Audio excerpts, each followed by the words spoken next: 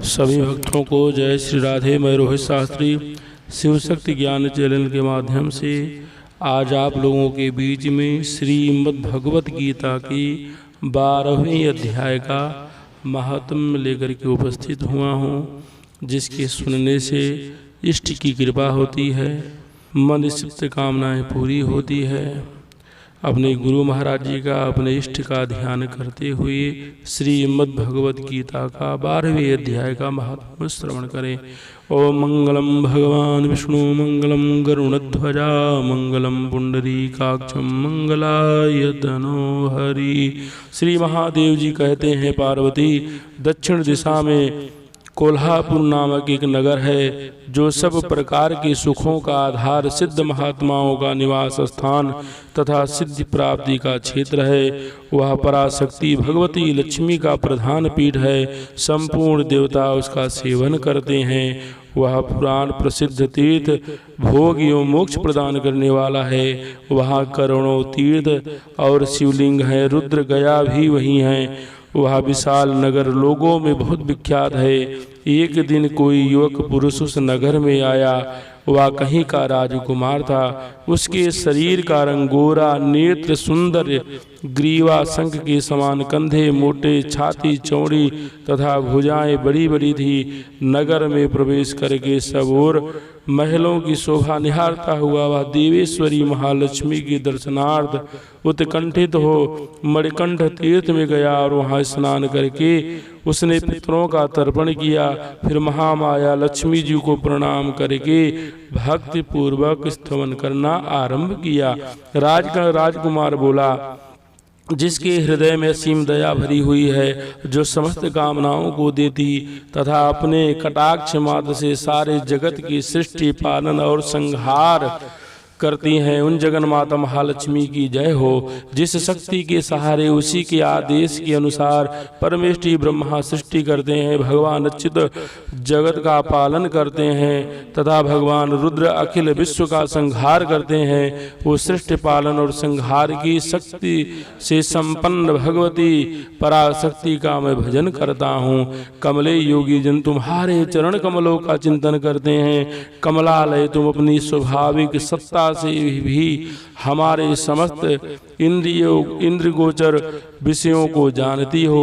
तुम ही कल्पनाओं के समूह को तथा उसका संकल्प करने वाले मन को उत्पन्न करती हो। इच्छा शक्ति, ज्ञान शक्ति और क्रिया शक्ति, ये सब तुम्हारे ही रूप हैं। तुम परासंवित परम ज्ञान रूपिणी हो। तुम्हारा स्वरूप निष्कल, निर्मल, नित्य, निराकार, निरंजन, अंतररहित, आतंक शून्य, आलंबहीन तथा निरामय है। देवी, तुम्हारी महिमा का वर्णन करने में कौन सामर्थ्य हो सकता है, जो षट चक्रों का भेदन करके अंतःकरण के बाहर 12 स्थानों में विहार करती हैं। अनाहत, ध्वनि, बिंदु, नाद और कला, ये जिनके स्वरूप हैं, उस माता महालक्ष्मी को मैं प्रणाम करता हूँ। माता, तुम अपने मुख रूपी पूर्ण चंद्रमा से प्रकट होने वाली अमृत राशियों को बहाया करती हो। तुम्हारी परा पश्यंती, मध्यमा और वैखरी नामक वाणी हो।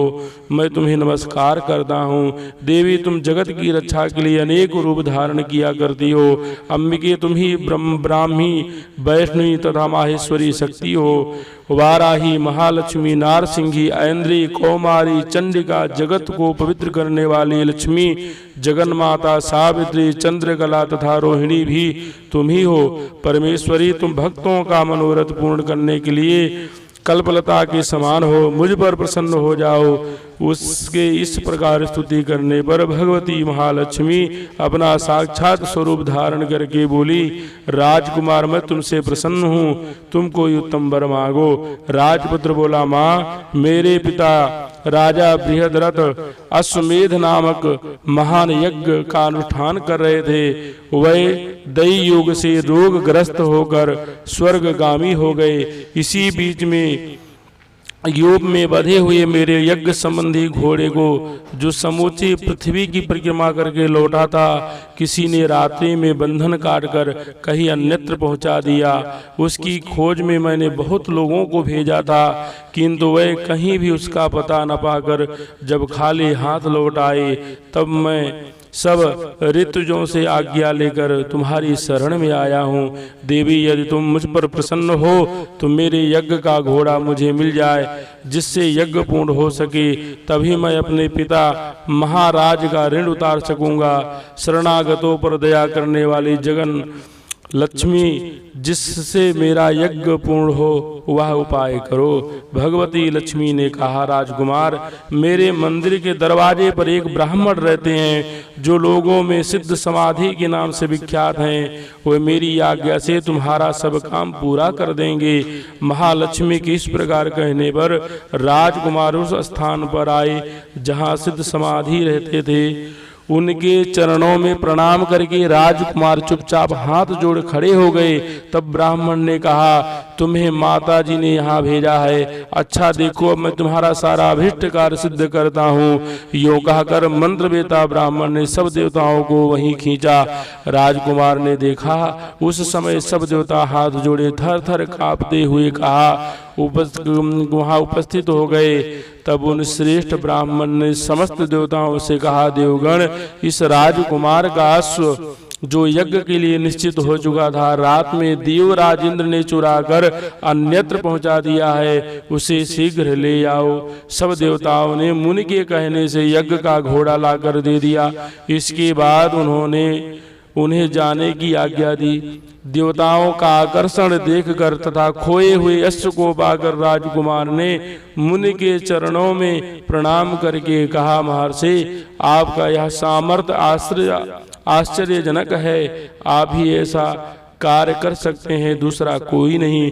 ब्रह्मन, मेरी प्रार्थना सुनिए। मेरे पिता राजा बृहद्रथ अश्वमेध यज्ञ का अनुष्ठान आरंभ करके दैव योग से मृत्यु को प्राप्त हो गए हैं। अभी तक उनका शरीर तपाए हुए तेल में सुखाकर मैंने रख छोड़ा है। साधु श्रेष्ठ, आप उन्हें पुनः जीवित कर दीजिए। यह सुनकर महामुनि ब्राह्मण ने किंचित मुस्कुरा कर कहा, चलो, जहाँ यज्ञ मंडप में तुम्हारे पिता मौजूद हैं, चलें। तब सिद्ध समाधि ने राजकुमार के साथ वहां जाकर जल अभिमंत्रित किया और उसे उस शव के मस्तक पर रखा, उसके रखते ही राजा सचेत होकर उठ बैठे।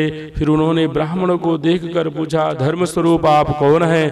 तब राजकुमार ने राजकुमार महाराज से पहले का सारा हाल का सुनाया। राजा ने अपने को पुनः जीवन दान देने वाले ब्राह्मण को नमस्कार करके पूछा, ब्राह्मण, किस पुण्य से आपको यह अलौकिक शक्ति प्राप्त हुई है? उनके यूँ कहने पर ब्राह्मण ने मधुर वाणी में कहा, राजन, मैं प्रतिदिन आलस्य रहित होकर गीता के 12वें अध्याय का जप करता हूँ। उसी से मुझे यह शक्ति मिली है जिससे तुम्हें जीवन प्राप्त हुआ है।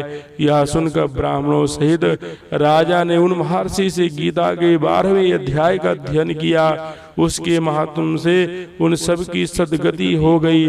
दूसरे दूसरे जीव भी उसके पाठ से परम मोक्ष को प्राप्त हो चुके। बोलो शंकर भगवान की जय, बोलो लक्ष्मी नारायण भगवान की जय, बोलो बाके बिहारी लाल की जय। हमारे चैनल पे जो भी भक्त नए हैं, हमारे चैनल को लाइक करें, सब्सक्राइब करें। जय जय श्री राधे भगवान सबका कल्याण करें, सबके घर में सुख हो, शांति हो, परमात्मा की असीम कृपा बनी रहे। जय श्री